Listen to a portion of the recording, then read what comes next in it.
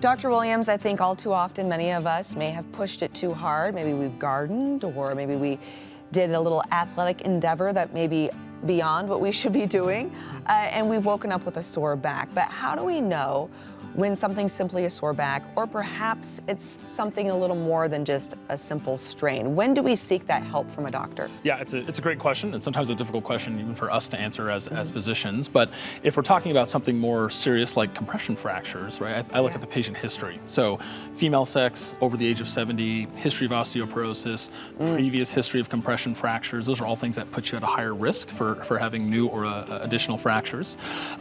Beyond that though, right, a lot of it depends on the history or the story, right? So oftentimes there's an inciting event. Like you said, you're out in the garden, you tripped over something, ground level fall, usually pretty low trauma, but pretty immediate severe pain. Or you're maybe lifting that bag of soil, something a little bit too heavy, and you hear or feel a crack or pop. So oftentimes there's a pretty good convincing story, but not always. Sometimes they're more insidious. They can be with coughing or rolling over in bed. So again, why it can be challenging. But the short answer to your question, if the pain's really uncontrollable, so not responding to conservative things like resting, pain medications, ice heat, the things any of us would probably try first, or if the pain is really impairing your function, right? So pain or disturbing your sleep, pain getting up, moving, twisting, bending, all the things you should be doing with normal life, those are probably the key things that should steer you to the doctor's office to get some additional evaluation and workup.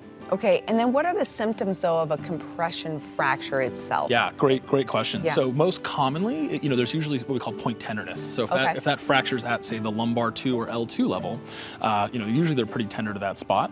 Other things, inability to lie flat. So if patients do get advanced imaging, or they say, gosh, I can't lie in my bed, it's just uncomfortable to do that, that's a pretty good clue. Or when patients get jostled, as I say. So I'll actually tap on them in the exam room, but if patients say, when I hit a speed bump or something like that, or again, pain that interferes with sleep at nighttime, those are all a little bit more specific maybe for compression fractures. Okay, and what can cause a compression fracture? Are there specific type of movements or events? Yeah, like I said, anything? it can be. Sometimes they're incidental findings, meaning they just happen to show up on x-rays and you never knew you had one.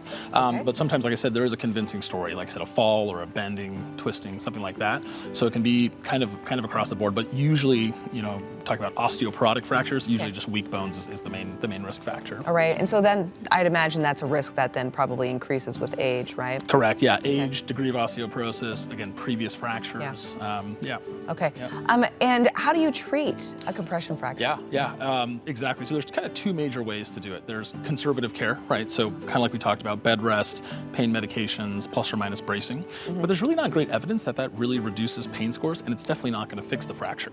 So that's how patients start off with, is conservative care. But if you're truly getting better with conservative care, right? You're actually improving, you're mobilizing, you're moving, you're getting back to where you were before the fracture, that's appropriate. The reason I'm here today, and what I see unfortunately, is people continue to get that level of care when they really need something else, meaning they're not mobilizing, they're not getting up and moving. So the alternative or the additional treatment is kyphoplasty. Where actually we go in and fix the fracture, fix the problem.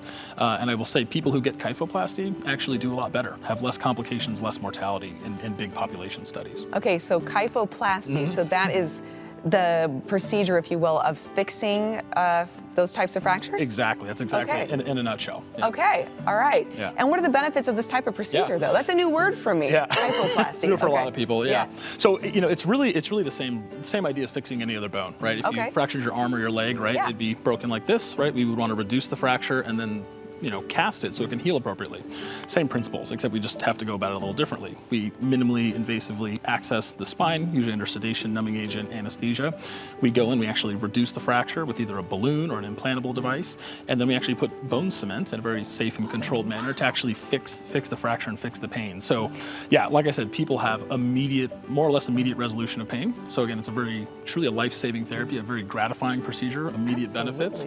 And the other reason we do it is for the anatomic reasons. So like we were talking about, if you have one fracture, can become 2, become 3, if we kind of prevent that kyphosis or that bad posture from the fracture, actually reduces problems in the future. And I can only imagine too, probably improves mobility and then just quality of life, which we all know staying in motion is incredibly important, especially as you age. You hit the nail on the head, right? Yeah. We're doing it for pain control, we're doing it for anatomic restoration, but the reason I discuss and offer kyphoplasty is exactly that, because when patients aren't mobilizing, aren't moving, that's when you run into complications. And then that could lead to other health issues, Exactly. Yeah, right? Like that's heart why, issues, yep. diabetes, because you're not moving. And Exactly right. Yep. the list goes on. Yep. Okay, so if people are interested in this, potential solution to Yeah. improve the quality of their life Yeah.